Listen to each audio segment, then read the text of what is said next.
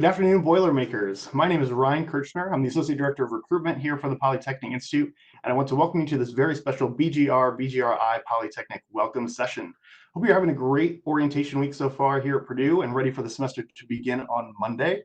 This session will hopefully give you some more insight about what to expect for this upcoming semester. Our panelists today will address some topics and answer the questions related to your classroom experience, how the Polytechnic has addressed how to protect you during those in-person activities, as well as how to best prepare you for the upcoming semester and help you be successful with support and guidance.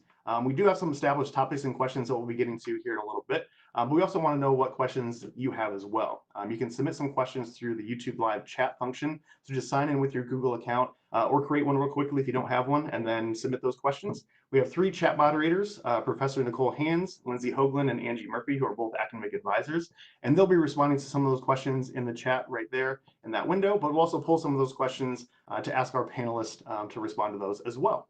Before we get into our panelists and our questions and topics that we have, I want to first introduce Dr. Gary Bertoline. He is the Dean of the Purdue Polytechnic Institute and is Distinguished Professor of Computer Graphics Technology and Computer Information Technology here at the university. So Dean Bertoline, want to start us off with your welcome message, please?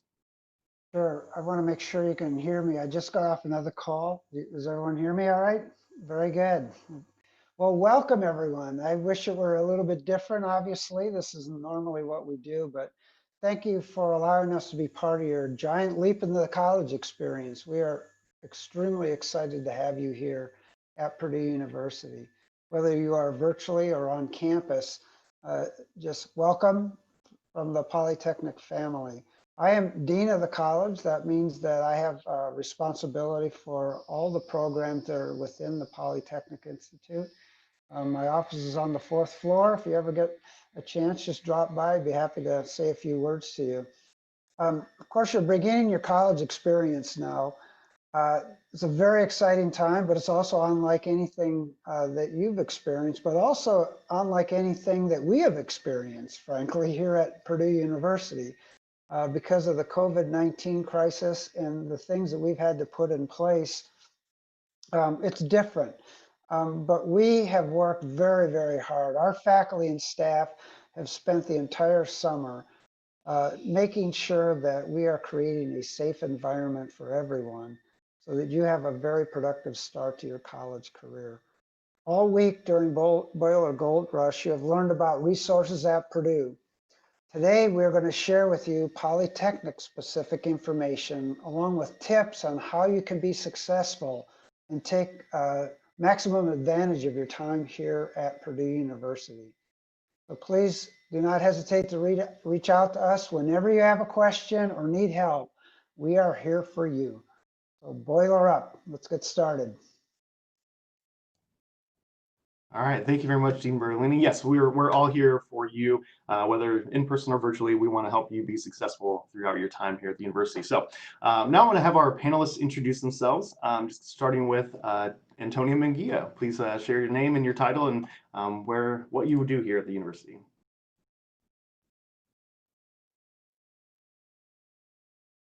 I'm sorry, I forgot to unmute myself. Good afternoon, everyone. My name is Toni Munguia, and I'm the Director of Recruitment, Retention, and Diversity for the Polytechnic. And I also teach the Women in Technology Tech 101 course, and I oversee the Women in Technology Learning Community. And welcome. All right, thank you, Toni. Next up, Dawn. Hi, everyone. My name is Dawn Laux, and I am an Associate Clinical Professor in Computer and Information Technology, and I'm also the Associate Department Head. I currently teach the database course for CIT 272, Database Fundamentals. All right, thank you, Dawn. And next up, Esteban. Hello, everybody. My name is Esteban Garcia Bravo. I am Associate Professor of Computer Graphics Technology. And if you're in computer graphics, then I will see you on Wednesday. So I'm very excited to meet you and have a great semester. All right, thank you. And next up, Lauren. Hi, everyone. My name is Lauren Lucas. I'm an academic advisor in computer information technology. So excited to see everyone on campus this year. Thank you very much. Next up, Manoj. Hello, everyone. My name is Manoj Patwankar. I am a faculty member in the School of Aviation and Transportation Technology, and I'm also helping at the college level to help all of us basically return to campus safely. And I want to take this opportunity to introduce you to your best friend for the entire semester at the minimum. And that best friend is this. So, nothing else, make sure that you're wearing your face mask. All right, thank you. Thank you for that great demonstration on wearing it properly, of course, as well. Next up, Nathan. Hi, good afternoon. My name is Dr. Nathan Mentzer. I'm an associate professor in technology, leadership, and innovation, as well as education, curriculum, and instruction. I'll be reflecting today primarily on Tech 120, which is Design Thinking and Technology, a required class for all incoming students. All right, thank you very much. And next up, Pat. Hi, I'm Pat Conley. I'm the Associate Dean for Undergraduate Programs and Learning Innovation here in the Polytechnic. And I'm just looking forward to associating with all of you during your time here at Purdue and in the Polytechnic. Thank you. All right, last and certainly not least, Tamara. Hi, my name is Tamara Grohl. I am an academic advisor in the School of Engineering Technology, and I'll be talking a little bit about advising today, and we're super excited to have all of y'all either virtually or on campus. It's going to be, I hope, a great semester and a great year. All right, thank you all. And we may have a couple more folks from our aviation technology department joining us here a little bit later, just kind of talk a little bit more specifics about that area, but we'll have them introduce themselves when they get here specifically. So first up, we would want to turn to Dr. Nathan Mentzer to talk a little bit about classroom etiquette, integrity, and how students can really put their best foot forward this year. Thank you, Ryan. Let me just set the stage here by sharing that we learn from our interactions, and our interactions with each other since March has really been largely constrained. And faculty are teachers because they are passionate about teaching, and students are here because they're passionate about learning. And our interactions this fall are going to require a little bit more deliberate effort than normal. Many of the members that you see in the college today here may be remote working from home or remotely for part of the term. And your challenge as students is to figure out how to navigate and how to interact in this new partially remote system. We won't stop interacting, but our interactions may be just a little bit different, and we'll be using some new platforms. So for example, some faculty will use WebEx, others Zoom, Teams, Google Hangouts, WhatsApp, Skype, YouTube, email, text. There's a whole list of opportunities, and that'll vary a little bit by instructor to instructor because some are more conducive to different learning environments than others. And so we'll be picking the best platforms to provide you with an optimal experience.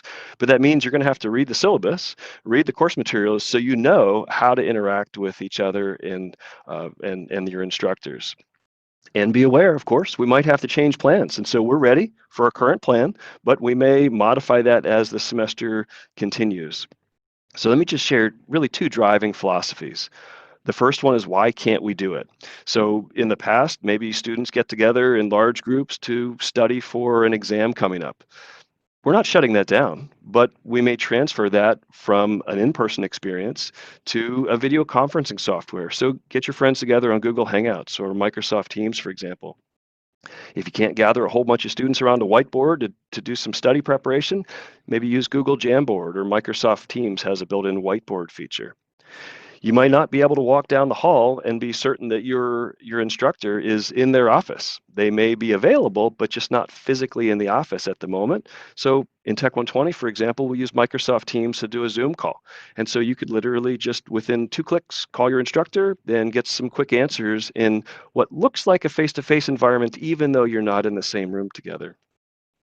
If you want to show your instructor something on your screen that you're struggling with, maybe with a software in CGT, for example, in the past, maybe you call your instructor over and you point and you show. Maybe at this point we do some screen sharing and actually share screen control. And so your instructor can navigate on your screen with you and for you while you're in the middle of a video call. So we've got these wonderful technologies that we'll be taking advantage of. Really, it's the same as we've done before, the same pedagogical strategies, but just a different way of interfacing using some instructional technology. The second driving philosophy I want to mention is that the reality, the global reality, is that our graduates are moving into a global economy where, for example, 2 years ago, I did a workshop for Roche Diabetes, which has over 100,000 employees spanning 100 countries. Their employees don't all get together for meetings face to face either, just like we might not this fall. And so by engaging with us in the ways that better prepare you for a global economy, not only will we have a safe and interactive semester, but you'll be better prepared as graduates to launch into an innovative economy. So one of our strengths is really in our hands-on team-based projects, which is a little more complicated right now. And as always, but even more so right now, communication is so important. When things don't seem to make sense to you, reach out to your instructor and ask for some help. Take a look at the software setup or the instructions in Brightspace, and if you don't understand, reach out, because it's a little harder now to look at your face and see if you're confused if we're spanning different kinds of platforms from face-to-face to remote, different ways of sharing video. It's a little harder to tell if you're struggling, so reach out, and we'll reach out to you as well. I want to reflect on just a couple of things that we've learned. We've actually started face-to-face instruction on July 13th, so we've had over 5 weeks of experience now in this current environment. One thing is people are a little harder to recognize with face masks on. So if your instructor doesn't know your name after the first or second week of class, don't be offended. You look a little different with half of your face covered, and that's okay. In Tech 120 and perhaps in some of your other classes, we'll use webcams and headsets, which will allow us to blend face-to-face and remote instruction. We anticipate there may be some days where you can't come to class to honor the Purdue Pledge. Perhaps you're sick, hopefully not. Perhaps you've been exposed to somebody who was sick, or perhaps you've got some anxiety based on the world events in the last couple of weeks. And we will transition remotely on a day-to-day basis with you as you need it, and class just continues on just fine. Along those lines, the video interaction between us right now is really important. You can see my face, you can judge my facial expressions, you can see my excitement.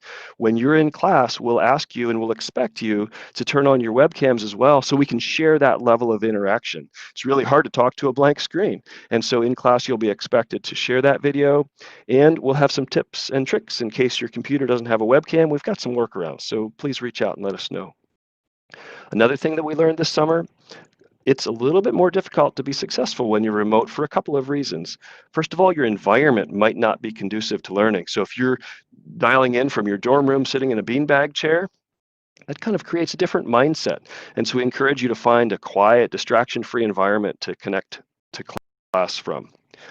My face is well lit right now. We'll ask you to light your faces so we can see you, and we expect you to come to class not in your pajamas, but in a professional kind of environment, because it's really important that we can work together that way. If you're in a dorm room or some other location, let the people around you know that you're in class and you can't be disturbed. It's hard to tell if you're watching a YouTube video, if you're in class sometimes from your roommate's perspective. So come up with a way to let your roommates know, don't talk to me now, I'm in class. And be prepared prior to class with what will you do if you have trouble. So in Brightspace and Tech 120, for example, first day of class, we expect you to get on Microsoft Teams. If you have trouble before class connecting, there will be multiple email addresses there. Send us all an email, and somebody's going to be watching that at the moment that you go to enter class. If you have any trouble connecting, we'll be there to support you.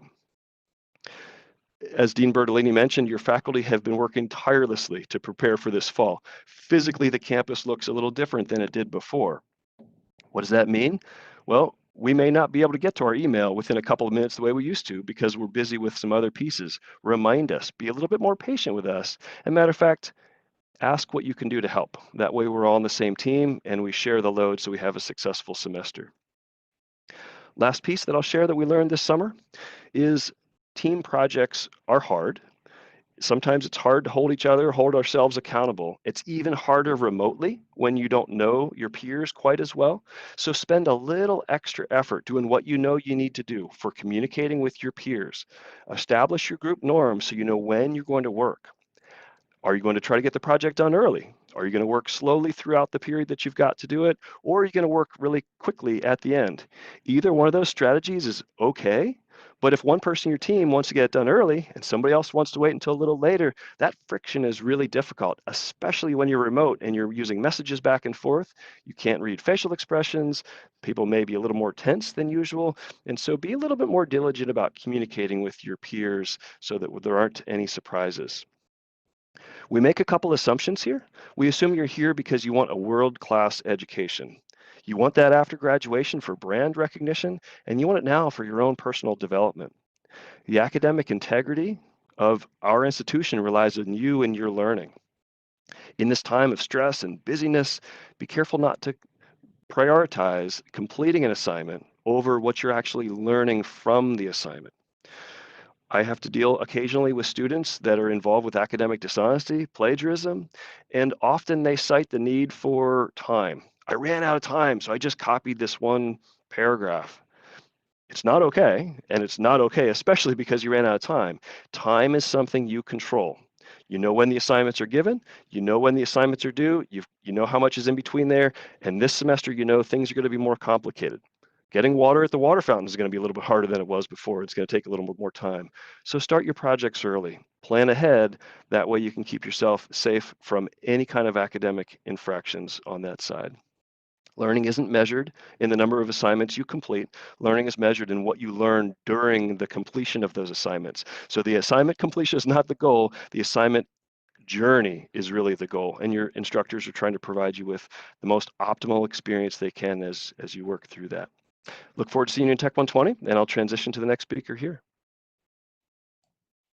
All right, thank you very much, Nathan. I just had an idea when you were talking about the face mask and not being able to recognize people. Maybe everybody could put a name tag on the front of their face mask. Maybe that'll be something we can do to help recognize each other as we're in person classes. Just an idea there. Anyway, so next I'm going to turn it over to Dr. Patenkar to talk a little bit more about the health and safety measures that you'll have in place for your in-person experiences. So could you kind of outline what we have in place here in the Polytechnic for those? Thank you, Ryan. And to follow up with Dr. Mentzer, I think the one key message that I want to present to you, and I hope that you remember this, if nothing else, and that is we can do this. And the reason I say with great confidence that we can do this is because of our experience this summer. This summer, we brought over about 200, just over 200 students to campus. They participated mostly in labs. They observed all the safety protocols, including face masks, sanitization, social distancing, managing their interactions outside the class, outside the labs, all of those expectations. And we did not have a single incident. And all the students got through their labs without any interruptions. So that's why I know that we can do this, and that's why I know you can do this. So please remember that we can get through this, we can do this, and we can get through all of our practical assignments, hands-on assignments without any difficulties or interruptions. So as you come back to campus, or you're already on campus, when you go to your facilities, your labs, to your buildings, you will find that the facilities have been marked differently. There are specific ways, entrances that you may have been used to of getting in and out sort of without thinking about. Now you have specific entry points and specific exit points. Please try to observe those, okay? There are a number of hand sanitization stations all over different buildings. Please use them. Please make that a habit. Every time you pass by one, just take a pump of the sanitizer and continue walking, all right? Many of the doors have handles or have accessories set up so that you don't have to touch the doors. So you will develop this new habit of either using your elbows or using something else to try to open the doors. But be mindful of that so that you're not just dashing through the doors and touching as you have done in the past, perhaps. Same thing with the elevators. Make sure that the elevator is not crowded, okay? So you're able to maintain distance. Better yet, take the stairs, okay? Has a couple of other advantages as well. Then in terms of personal protective equipment, I hope that each one of you have received that Purdue Wellness Kit, which includes this mask, but many other things as well. Most importantly, as I've said before, please wear the mask above your nose, cover your nose, and on your ears, okay? Keep it on as frequently, as normally as possible. The only time you really should be taking this mask off is if you are on your own in your room and there is nobody within 6 feet, okay? Or you're outside, there's nobody around, no chance of getting into close proximity with other people that you don't know particularly, and maintaining that safe distance. Yes, you can take a break, take the mask off. The biggest risk I think we have as a community really is our interactions outside the campus, okay? So if we are able to manage those interactions with the same discipline that we manage our interactions on campus, we are going to get through this, right? COVID testing. I think by now, many of you, if not all of you, have already been tested and you have tested negative, and that's why you're ready to start school on Monday.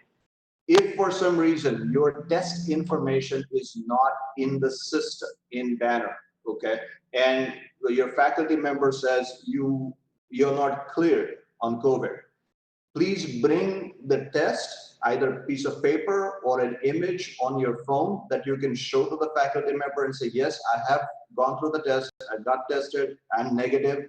And based on that, the faculty member will let you come into the class. If you have tested positive, or if you don't have evidence that you have taken the test, then you will not be permitted into that classroom or lab. Okay, so please make sure you either have something with you that you can show, or it's already in the system and can be verified. The instruction and research activities will be different. So again, please take a look at how that instructional activity will be different, how the research activities will be different. But most importantly, as you look at your team projects, and you may be in the past working together with somebody else right next to you, this time you will see plexiglass shields, or you will see visors or helmets or plexiglass shields, basically. Wear the mask and the plexiglass shield, and that way you can interact with people in a little closer proximity. If you're using shared equipment like workbenches, measuring instruments, things like that, or you're sharing things, be sure to clean them, be sure to wipe them.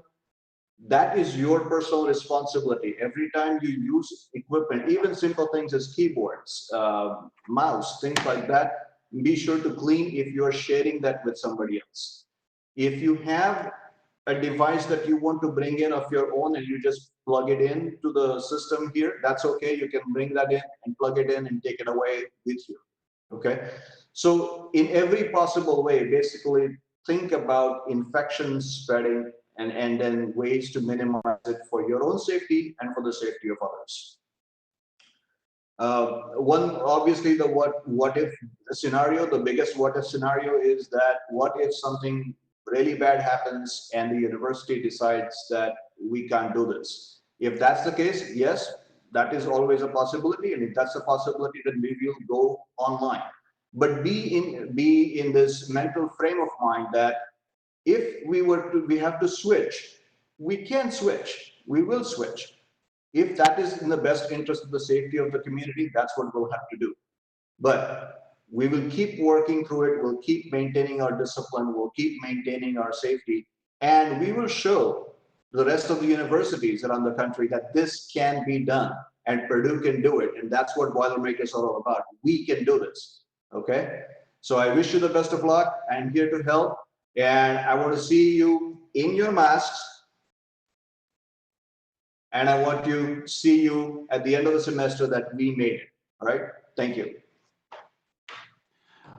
Thank you very much for all that great information. I do have just one clarifying question, because this actually came up from one of the chats about the face shields and lab experiences. So those will be provided to students in those lab settings, correct?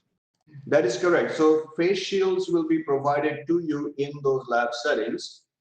So the idea is for you to have this face shield and take it with you. all right? But bring it back with you every time you come to the lab. So it is your face shield. You can write your name on it, just like a water bottle, write your name on it and clean it, keep it clean. That way it's your germs to yourself, all right? And that stays with you through the semester. Now, if it breaks or something bad happens, we may be able to provide you with a replacement, but we're starting off with everybody being able to have a face shield if that's what's necessary in that lab. If you're not taking any lab courses, you may not get a face shield. Okay. You also mentioned sanitizing equipment and wiping it down. And will each of the lab settings and classrooms, for that matter, as well, have all those wipes available for students to use? Yeah, so we're making every attempt, every opportunity to make sure that these things are available, but obviously they may run out of those, right? So make it a habit in your bag. Keep some wipes, keep a disinfectant handy so that if you don't find it, you're not out of it, you're not without the disinfectant or without the wipes that you need, okay? But we'll try to make sure that they are available in classrooms, labs, hallways, so it's readily available. All right, excellent. Thanks for clarifying that. Appreciate it. Yeah, like you mentioned at the very beginning, there's arrows all over the hallways and signs on the doors, which way to go in and out. And I've seen classrooms with big tubs of sanitizing wipes all over the place. So yeah, pick those up, wipe them down, and get on your way when you're done with your classes. Speaking of classes, we're going to turn it back to some of our faculty members, starting back with Dr. Mentzer. Just kind of hear a little bit about what kind of class structures there are and what you may experience both within the Polytechnic and overall at Purdue.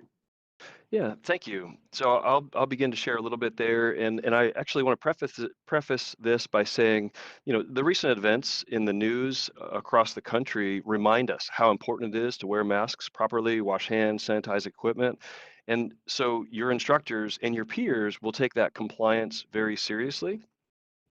Wearing a mask for an extended period of time, if you've only had to wear a mask for a couple minutes here or there to go into a grocery store or something in the last 6 months, take some time this weekend and try wearing it for 6 hours. Figure out how to make it comfortable. Figure out how to make it not slide down a little bit off your nose while you're talking, because you don't want to be messing with that the first day of class. You don't want your ears to be sore on the first day of class. So spend a little time, especially this weekend if you haven't done already, wear the mask all day long. Figure out how you'll make that mask comfortable for you next week. Masks and distances and face shields, all those pieces help keep us safe, but they also make it hard to hear. They make it hard to read your facial expressions. So the fact that you can see my mouth right now makes it easier for you to see what I'm saying and what I really mean based on seeing my entire face. With that being more difficult, if you're soft-spoken or you're a little bit more quiet, push yourself, challenge yourself this semester to take a front seat or a second row seat. So that way your instructor can hear you and you can engage in dialogue just a little bit more easily. Remember, with the stress over the last couple of weeks or last 6 months, really, people are tired. People are a little bit anxious. Your peers are anxious. You're anxious. And it's important to be sensitive to the fact that when we're anxious and we're nervous, sometimes our feelings get hurt a little bit more easily. So be very deliberate in how you talk to your friends, how you talk to your peers, how you talk to your instructor. Those old jokes and sarcasm that might have worked last semester that I often pull out, I say sarcastic things. You may want to be a little careful the first couple of weeks until everybody gets to know that you're really just kidding before you say something that could be a little bit rough when somebody's feeling extra sensitive. Wiping down the tables and the desks and the chairs before and after class takes a little extra time, so make sure you plan that in your day. And it's also important to move your backpacks underneath your desk, so as your peers are trying to get past to get the wipes and then get to the trash can, that extra motion doesn't trip them up as they're trying to move around. Because when you've got a mask on, it's actually a little harder to see down, and so we want to be careful as you're walking around the room. Drinking water, we used to take it for granted, but now it's just a little bit more challenging. So a couple of notes about drinking water. Some of your instructors may not allow you to drink water in the classroom, perhaps none. I don't know what your other instructors. We will discourage it in Tech 120. And be careful to make sure you're getting enough water throughout the day. You've got at least 10 minutes between classes. pack along a jug of water and drink some of that water before and after your classes. Because if you forget and go the whole day without water, your ability to think and your ability to focus are really jeopardized. And so take care of your own personal safety while you're wearing a mask. Your anxiety about making sure you keep your mask on properly might discourage you from drinking water. So find a safe place outside of the classroom where nobody else is or outside and drink a good bit of water. Water fountains are disabled with the exception of being able to fill up a water bottle. Have a couple of dollars in your pocket if you've got to buy an extra water bottle. If you forgot yours that day, you can buy a pint or a quart of water from the vending machine, and then you can refill that throughout the day so you've got a backup plan. But let me mention a little bit about the class experience, the academic experience. So you'll find a couple different kinds of classes this fall. Large kinds of lecture-based classes, you'll find smaller discussion or project kinds of classes, writing intensive classes, or experiential or clinical kinds of classes. Each of those classes will need to be making different kinds of accommodations and adjustments. And so I'll just mention our Tech 120 course because I'm most familiar with that, which is really a discussion-based course. We do a lot of small group project work. Now, if you look at the enrollment, we've got a lot of students, but we break up into smaller sections of 36, which is just a little under our normal number. We usually go with 40. So you're going to have a very sort of normal experience in that classroom this fall because we've got extra tables, we've got extra space between the tables. We just finished setting up the room this morning. It looks absolutely beautiful.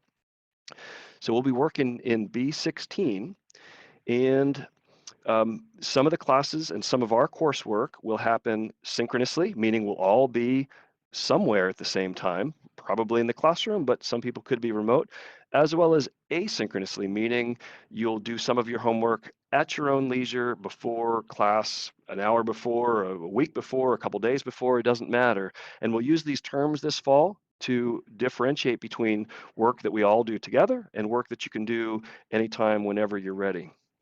What we'll do again in class is use Microsoft Teams to connect in the classroom regardless of your location. And so this summer we had students that needed to be remote and they just continued on with their instruction business as usual. And we also had some students as they got into the final project, the 4 students that were working together felt a little bit more comfortable meeting in smaller groups. And so 4 students met face to face, but not actually in the classroom. They asked the instructor for permission, and then they met in a large group study room in the basement of the dorm and connected to class using our software. That's the kind of setting we're creating for this fall so that we expect to see you in the room, but we're going to allow you to participate remotely as needed without disruption. I'll mention just one more brief moment here about online courses. And so some of you are in the residential section of our Tech 120 classes, and some of you are in the online version of our Tech 120 classes. We'll try to create as similar of experiences as we can in the online version. Now, we recognize with time zones and of course the challenges we had in the spring with different time zones across the world, you're all across the world. That's part of the powers of Purdue, is that we're everywhere in the entire world. But that also means that we're on very different time zones. Our strategy in Tech 120 for addressing those time zones is we'll create smaller subsets of the class, and each subset of the class will have some times that they prefer to become synchronous. So if you're a morning person in India or an evening person in California, those time zones might jive based on when you want to work. And so we're going to give you that flexibility of completing some assignments asynchronously on your own individually, and some other assignments synchronously with peers who are interested in working at that same time with you. And so we'll have a whole group sense of community at the smaller group level, which will be an exciting opportunity for us this fall. And I think with that, I'll turn it over to some of my peers. Yeah, thank you, Nathan. I might turn it over first to Dawn just to kind of hear a little bit more. So we were talking before we started the broadcast that your area, your classes might be more the asynchronous type. So can you kind of detail what that would look like for students in your area and what students could expect overall? Sure. So like Dr. Mentzer said, asynchronous means that you won't all be connecting into the course at the exact same time. It might be a situation where there's a recorded lecture that you'll watch, and then there might be a corresponding assignment that has a specific due date. We also have the capability to set up lectures that will have built-in quizzes, so you might watch it for a bit and then there's a embedded quiz. Just to offer some advice with asynchronous courses, it's all about time management. When you get into your course, look over the syllabus, but the most important thing is the schedule.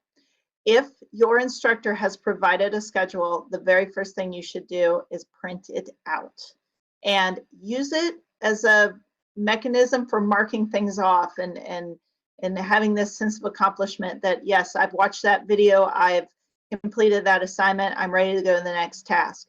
When you're watching the videos, sometimes they'll be short, sometimes they'll be long, sometimes they'll be dry, but we'll try to make them as exciting as we can. But take breaks. If you start to feel that your attention is fading, stop. Take a break, go get something to eat, and come back. And I would also recommend, and I know this is a killer, even for me, put your phone in a drawer. When you're ready to work on your course, dedicate yourself to that course. Don't watch your phone while you're watching the videos. I know it's tough. So, and then if you get through the video and you've taken some notes, reward yourself. Get your phone out, give yourself 10 minutes on TikTok and move on, okay? The other thing that I'd like to share, actually two things. Brightspace has the capability for you to sync your due dates. So there's assignments that'll have due dates in Brightspace for all your courses. You can sync that to your, say, Outlook calendar, any calendar that you use. So if you want to sync your assignments, and it's dynamic. So as new assignments come on, it should sync with Brightspace, and you'll be able to see those in real time. So I think that's really valuable. And the very last thing that I want to share, I had a student tell me a couple weeks ago that he was concerned about going online, and if he didn't have to go online, his online courses, he was concerned that he couldn't talk to the professor because professors are scary. And I said, wait a minute, I'm a professor, how can you say I'm so scary? But he said, it's intimidating. I am here to tell you right now that we are dedicated to seeing you succeed. Do not hesitate. Ask us questions. Send us a note in email, or, hey, can we meet? Here's the way to make us not scary. Make sure that you've exhausted all of the material that was given to you before you connect with us. Watch the video, try to do the homework, see if you can figure it out first. When you come to us, be prepared and say, hey, I watched the video, I tried X, Y, and Z, and it didn't quite work, could you help me out? We are passionate about what we do, and we are definitely there to help you. So I'll turn it over to Esteban to talk about synchronous. Thank you, Dawn. That was great advice. I agree, and we're ready to hear you. So I'll tell you a little bit about what's going to happen in my class. I'm going to do a hybrid because we need to be very safe and flexible this semester. So what's going to happen is that you're going to be able to log into the lecture live. And also, if you're in a different time zone, immediately after the lecture is over, you're going to be able to see that lecture afterwards. You know, we want to keep everybody safe. And if you're like in doubt that maybe you're sick, or like, even if it's like something silly, like a throat, something, you know, stay home. The lecture is going to be there. There's no rush. You're not going to be penalized because attendance is not going to be a factor this semester. So it has like advantages. It's just going to need that you're more self-directed, but we're going to help you keep completely in track for this. I don't know what the future is going to be like, but I know that for sure in the Polytechnic we are prepared. I've been working here for like since 2013. And from that moment, the Dean Bertolini was already asking us to do online courses and trying to, because we saw it coming. We knew that online education was going to be the future. Maybe this is not like the beautiful future we all expected, but we are ready. So the idea now is that we're going to really use these platforms that we're putting together. And I'm going to underline what Nathan said about keeping contact with your instructor. That's going to be key. Like, you're going to be able to access us in so many ways, like Discord or Brightspace, email. We're very adaptable to these new situations, so feel free to really contact us directly, because that's going to be like part of the success of your course. Ryan, I'd like to build on that just a little bit and share that in this new normal of engaging in potentially remote instruction more often than we used to, office hours look a little different than what they used to. You know, we may assume that professors are in their office or cage from 8 a.m. to 5 p.m. and then after that they're somewhere else and inaccessible. Well, I can tell you from personal experience, when my kids are at home throughout the day, if their instruction is remote, I'm maybe a little bit less accessible around lunchtime because I'm helping them get some food, or around dinner time.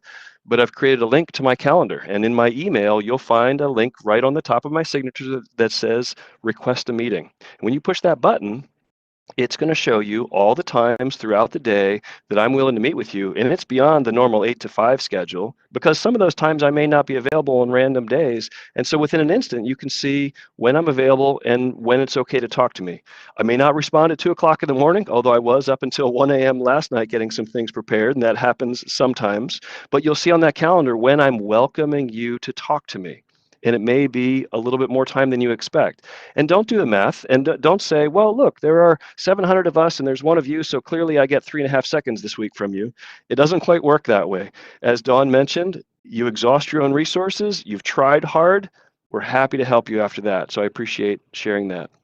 And we just talked about Brightspace. So we'll use a software called Brightspace as a learning management software. And that software will house our content, it'll house our assignments, it'll house the rubrics, and you'll see your grades in there afterwards. And that's a new software platform for the entire university. Now, it wasn't exactly the best time to have something new, but on the other hand, when you think about what just happened, it's kind of like buying a new house.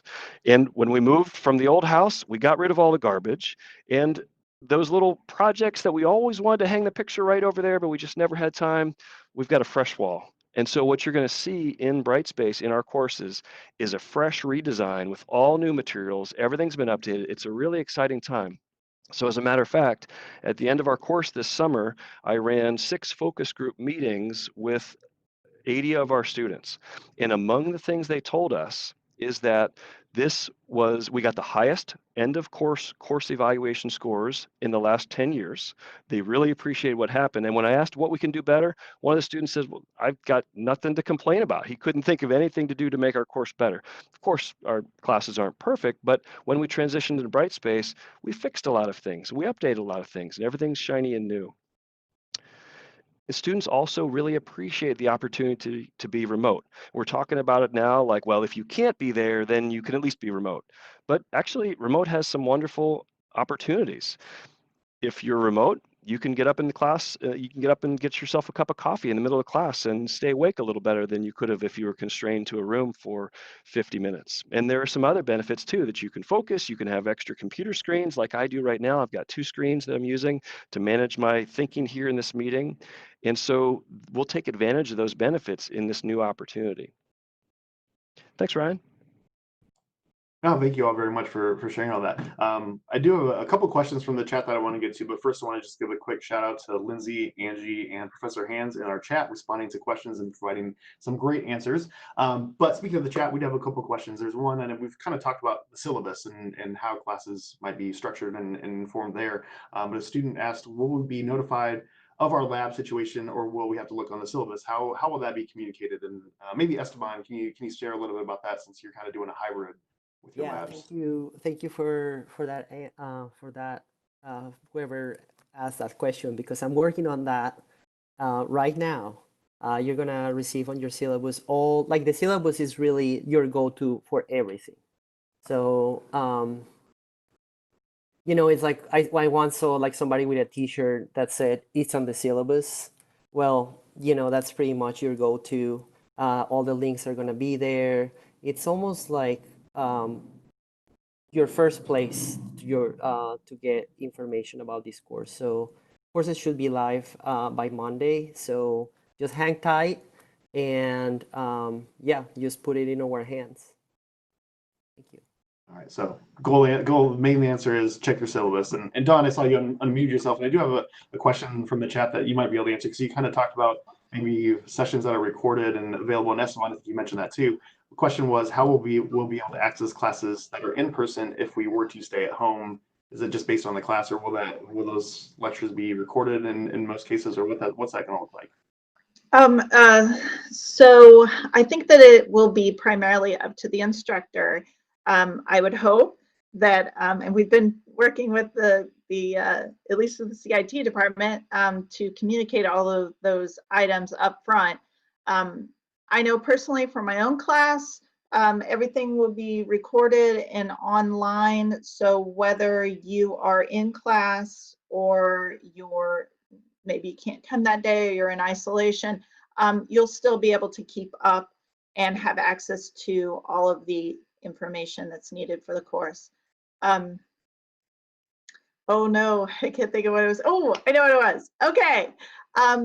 This week we are, as faculty, going in and de-densifying the classrooms and labs in the system. So you as students, I assume that the advisors might talk about this. I may be jumping ahead, but make sure you check your schedule Sunday night before that Monday morning class to make sure you're actually supposed to be there Monday morning and maybe not Wednesday morning. That's all I have. And Ryan, let me just add to that. So I think part of the answer there is also that it'll vary at the instructor level and the course level. So if an instructor is using a variety of softwares, like, for example, Boilercast, it'll show up in a particular platform. If, like, I'm using Microsoft Teams, the recording will show up in that platform. If the instructor is using Camtasia, for example, it'll show up on their computer. But what we all have in common, and I appreciate Esteban's comment about the syllabus T-shirt. I think I'll get a T-shirt that says Brightspace probably, because all of our stuff, including the syllabus, is going to be in Brightspace. And so you'll find the instructions to know how to access the videos. And regardless of what platform we use, whether it's Boilercast or Teams, those will all be linked in Brightspace. So your go-to is Brightspace to then find the syllabus, to find the recordings, and so that'll all be available there for you very easily. All right, awesome. Thank you very much for kind of clarifying where students can find all that information. And like I mentioned before at the beginning of our broadcast today, we're expecting someone from our aviation department, and he is here.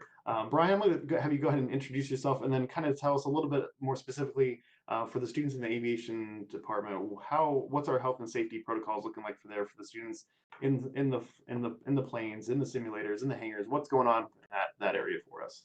Yeah, hi, I'm Associate Professor Brian Dillman, professor in the flight program here at Purdue. I do want to speak just for a second about just generically the COVID dynamic and just echo a lot of the other suggestions that were mentioned. I guess in my mind, this is a challenge before us. This is a problem, if you want to call it that.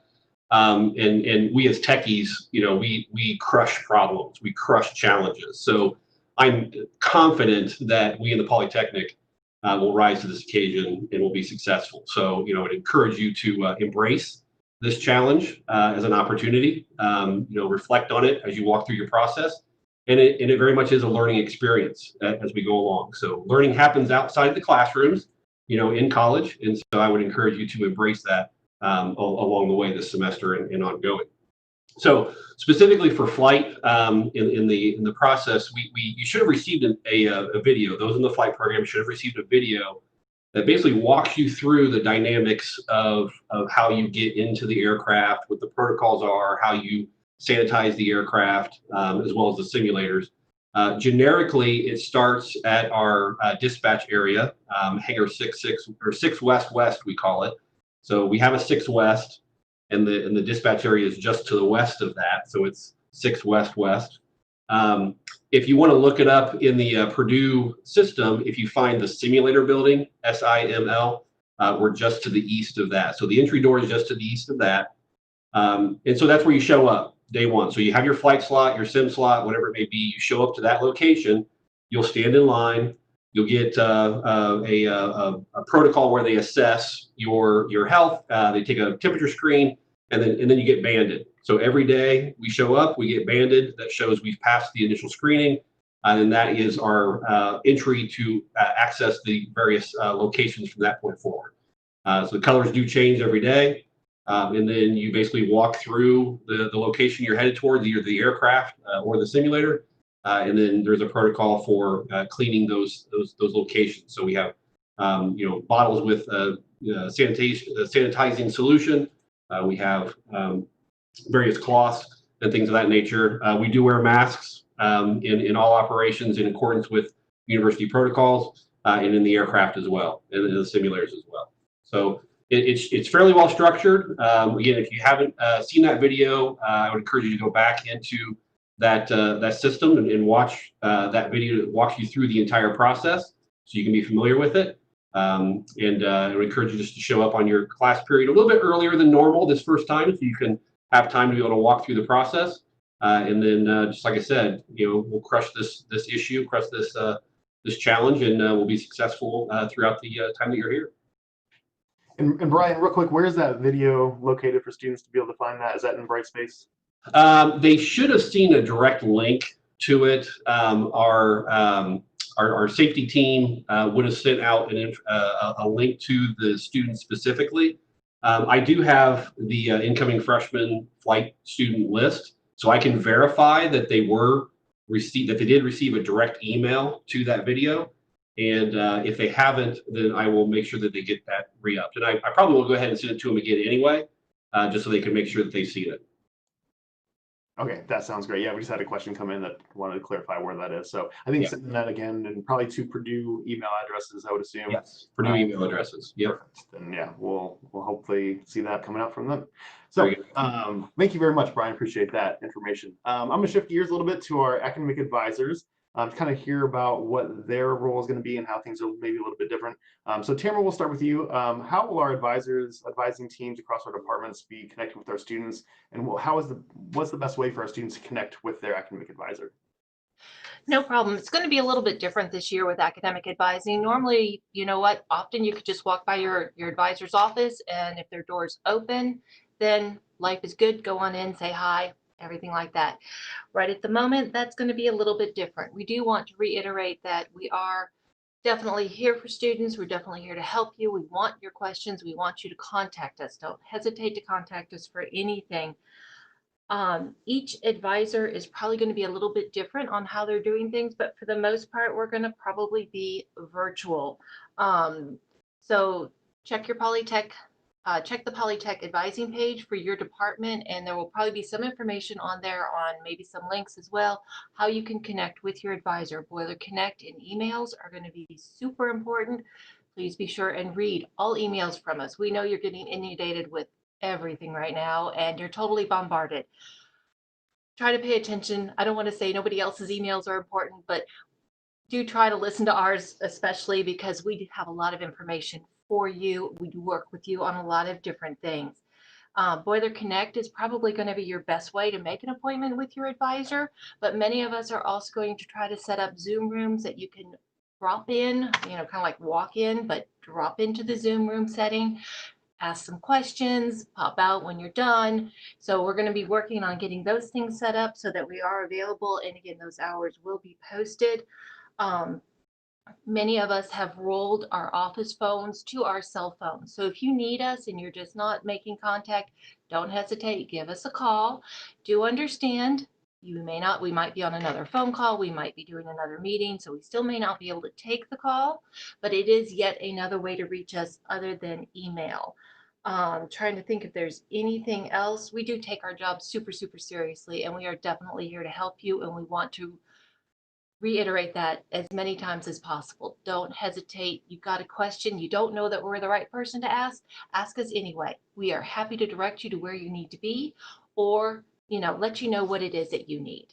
So I think that covers most of it, Ryan. Seem like Yeah, I've got I think everything, so. or- I'm gonna turn it over to Lauren to speak a little bit more about Boiler Connect. And actually, John, our technical director, just shared a question from the chat. What is Boiler Connect? And so, Lauren, could you share a little bit more about that and your role as advocates overall as advisors for our students? Most definitely. So many of you utilize Boiler Connect to set up appointments with us for Virtual Star this summer. But Boiler Connect, main thing you're going to be doing in there is setting up appointments with your academic advisor. You'll also often find notes in there from us. I know in our area in CIT, we save all our registration pins, suggested registration, helpful links, just lots of notes from conversations. That way it's all in one spot for you to find quickly. You can also set up the Academic Success Center and a couple other areas have ways to set up appointments with them in Boiler Connect. But the biggest thing is going to be that connection point with your advisor. You can see email addresses for your instructors and a couple other functions in there. So if you haven't been in there, purdue.edu/Boiler Connect, pop over there, go check it out, start to explore. And then if you have some trouble with it, reach out to your academic advisor and they can start to get you sorted out there. Also know, kind of like Tamara said, there are so many ways to get in touch with us. Really do try to schedule those appointments for the long conversations, just so we can make sure we can dedicate a good amount of time to you and your concerns, because we want to be able to help. I know we're super bummed about not being able to see you guys in person too this semester. So let us connect with you via that web chat, the phone, numerous other ways. But again, send that quick email to at least get conversations going when you do have questions. And we're not only here to help with getting classes sorted out. Are you homesick? Talk to us. Let's talk about ways to get connected on campus, to maybe get you set up with some resources. Maybe your workload's a little heavier than you expected this semester. Let's talk about time management. How does that look different now versus when you were in high school? Maybe everything else you're balancing with that new presidential position you just took in a student org. Let us help you work through a lot of those resources. And as Tamara said again, we know enough to be dangerous on quite a few topics here. So if you don't know where to start, please send us an email. And don't feel like you're bugging us or something like that by reaching out. We're here to help you. It's a big university and there's a lot of stuff to navigate. So let us help you get connected rather than feeling like you're drowning in all the resources, because there's a lot of good stuff out there for you guys to take advantage of. All right, thank you very much, Lauren. I appreciate that. And actually, I'm going to turn it over to my boss, Tony, to talk a little bit more about ways that you can get supported and guidance in more of your student life and extracurricular type of activities. So, Tony, I'll turn it over to you. It looks like there's a theme going on here. We're all about, connecting with our students and support for our students. So I'm going to talk a little bit about the RRD office. RRD stands for Recruitment, Retention, and Diversity.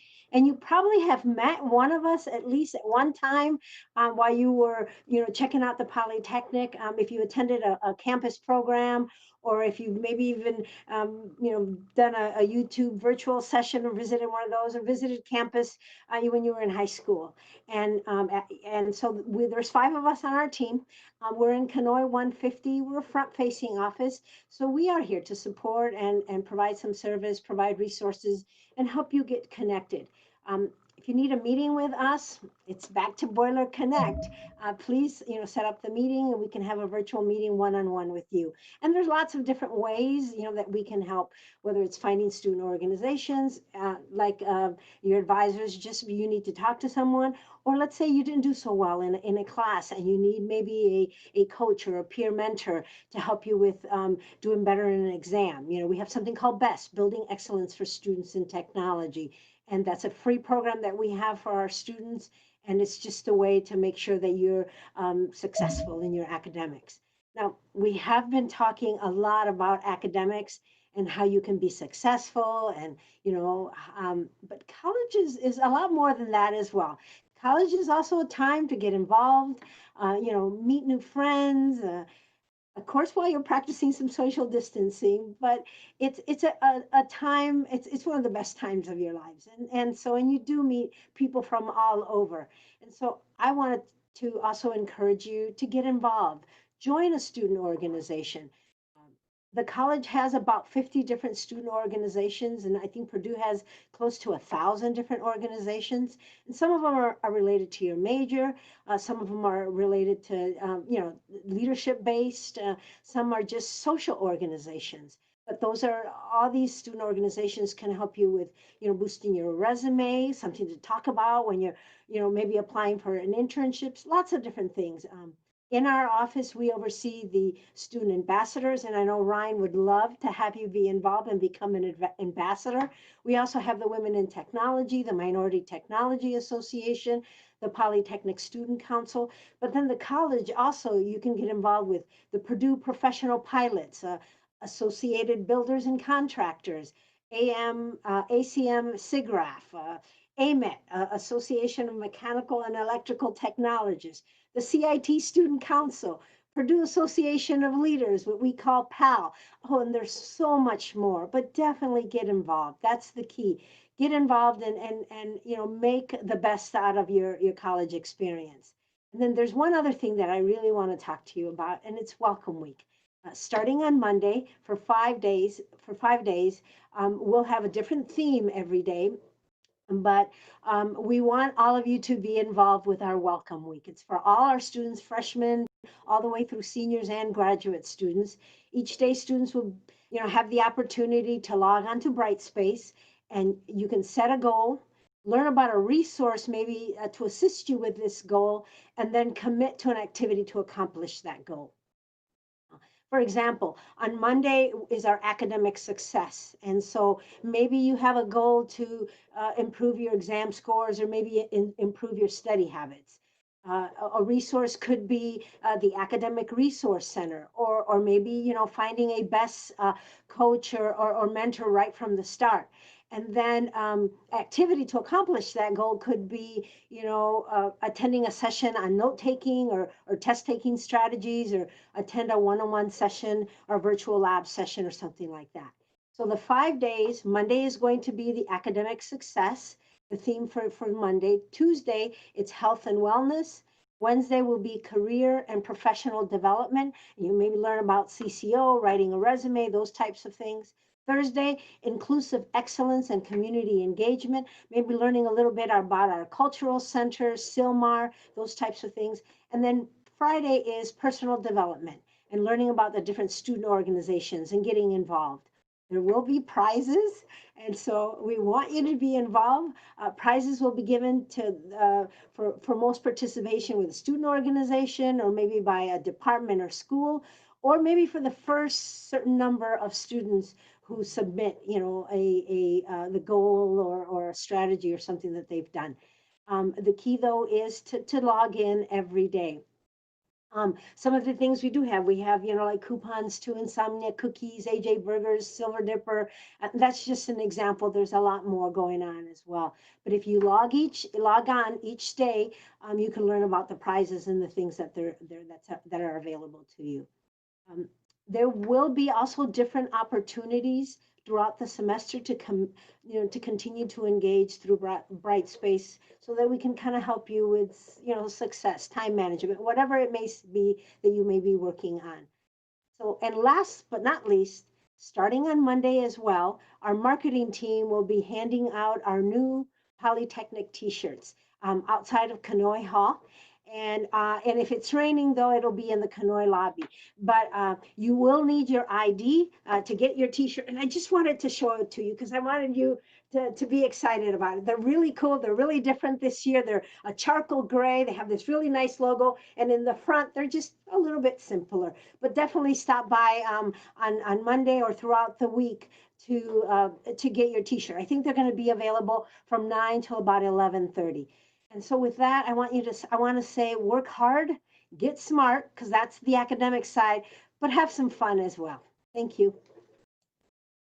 All right, awesome. Thank you so much, Tony. Yeah, you hit the nail on the head with those t-shirts coming out next week, 9 to 11:30 in the lobby or out in front of the building as well. And I want to turn over to Pat Connolly real quick. I know we didn't hear from him, but I think he might have turned off his video. Just see if he had any closing thoughts for us before we wrap up our session. Just kind of give a final word of advice for our students. I'd just like to say that it's an exciting time to be here, and it's always great to be in the Polytechnic. We do cool things. We get to play with cool things. And the association that we have with you is so important to us. I heard several faculty and advisors talk about reach out, contact us. Don't hesitate to talk to us. That is universal in our college. We believe in that. So reach out to us, and we'll be reaching out to you. And we just hope you have a great, great semester. Thanks so much. All right, thank you very much, Pat. Just want to kind of give a quick reminder. There was a video that played at the very beginning of the session about our social media where you can follow us along. It's at Tech Purdue on Facebook, Instagram, Twitter. I think we have a podcast for techies today as well. So wherever you find your podcast, we can listen to some of our faculty and alumni speak about different things going on currently and in the past for the Polytechnic as well. So just want to wrap up our session real quick and say thank you to Dean Bertoline for his welcome, Pat Connolly as well, all of our great panelists for sharing their insights about what to expect for this upcoming semester and how to keep us all healthy and safe as we go through this semester. And like Dr. Patankar mentioned, wear your mask. We can do this. So thank you all again for joining us. If you do have any questions coming up in the future, like Tony mentioned, you can stop by our office, connect with us on Boiler Connect, talk with your advisor, talk with your faculty members, or send us an email at techrecruit@purdue.edu. So thank you again to all of our panelists. Thank you to our chat moderators responding to questions as well. And welcome to Purdue, and have a great semester. Boiler up.